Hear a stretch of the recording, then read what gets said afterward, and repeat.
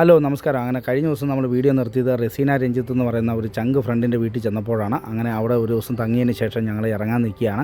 റസീനയുടെ വക കുഞ്ഞാവയ്ക്കൊരു നല്ലൊരു ഉടുപ്പൊക്കെ കിട്ടി. അതൊക്കെ ഇടിച്ചാണ്ടാണ് ഞങ്ങൾ ഇറങ്ങാൻ നിൽക്കുന്നത്.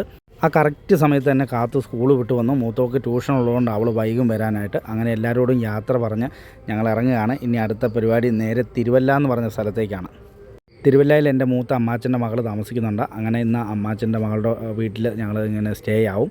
അതുപോലെ തന്നെ ഞാൻ നേരത്തെ ജോലി ചെയ്തുകൊണ്ടിരുന്ന തിരുവല്ലയിലാണ്. അവിടെ ഞങ്ങൾ വാടകയ്ക്ക് താമസിച്ചിരുന്ന 2 വീടുകളുണ്ട്. അപ്പോൾ ആ ഗ്രാമത്തിലൊക്കെ ഒന്ന് പോകണം. അവിടെ സ്നേഹമുള്ള കുറച്ച് അയൽവാസികളൊക്കെ ഉണ്ടായിരുന്നു. ഇത് മലങ്കര സഭയുടെ കത്തീഡ്രൽ ഞങ്ങളുടെ പള്ളിയാണ്. വളരെ മനോഹരമായി പണിതൊരു പള്ളിയാണ് ഇത്. ശ്രീവല്ലഭ ക്ഷേത്രമാണ്. വളരെ പുരാതനമായ ഒരു ക്ഷേത്രമാണ് തിരുവല്ലയിൽ സ്ഥിതി ചെയ്യുന്നത്.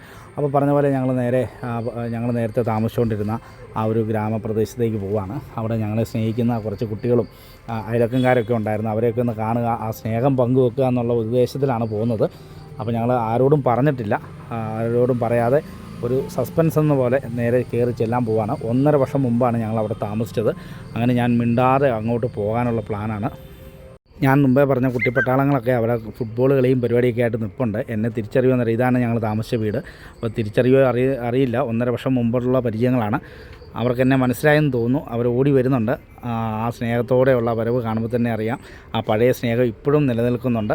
ഇത് കുഞ്ഞാറ്റ, പൊന്നു, അടുത്തുള്ള കുട്ടികൾ, ഇവരെല്ലാം ഞങ്ങൾ താമസിക്കുമ്പോഴല്ല ഇവരെല്ലാവരും ആയിട്ട് നല്ല സഹകരണം ഉണ്ടായിരുന്നു.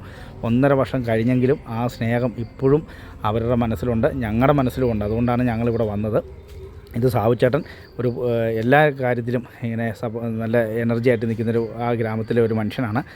അങ്ങനെ അവരോട് യാത്ര പറഞ്ഞ് ഞങ്ങൾ 2ാമത് താമസിച്ച വീട്ടിൽ ചെന്നു.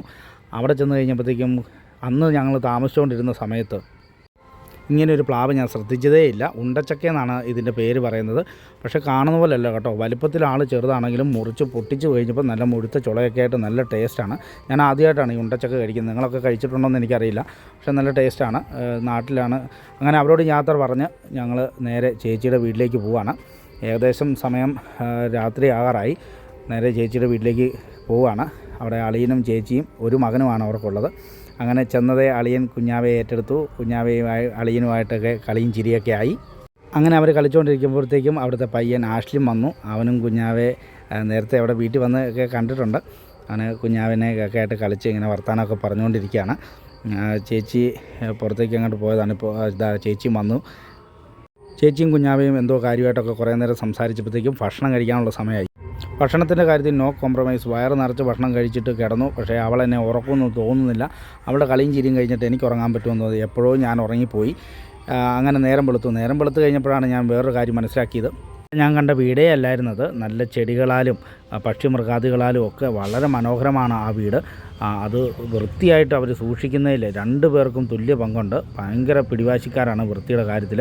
ആ വീടിൻ്റെ അകം കാണുമ്പോൾ തന്നെ നമുക്ക് മനസ്സിലാകും എത്ര ഭംഗിയായിട്ടാണ് അവർ ആ വീട് സൂക്ഷിക്കുന്നതെന്ന്.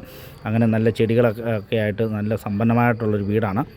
അങ്ങനെ ഒരു ചായയൊക്കെ കുടിച്ച് ഭക്ഷണമൊക്കെ കഴിച്ച് യാത്ര പറഞ്ഞ് ഞങ്ങൾ ഇറങ്ങാൻ നിൽക്കുകയാണ്. അടുത്ത് എടത്തുവ പള്ളിയിലേക്ക് പോകണം. അപ്പോൾ ഞങ്ങൾ മറ്റൊരു വീഡിയോയുമായിട്ട് പിന്നെ കാണാം.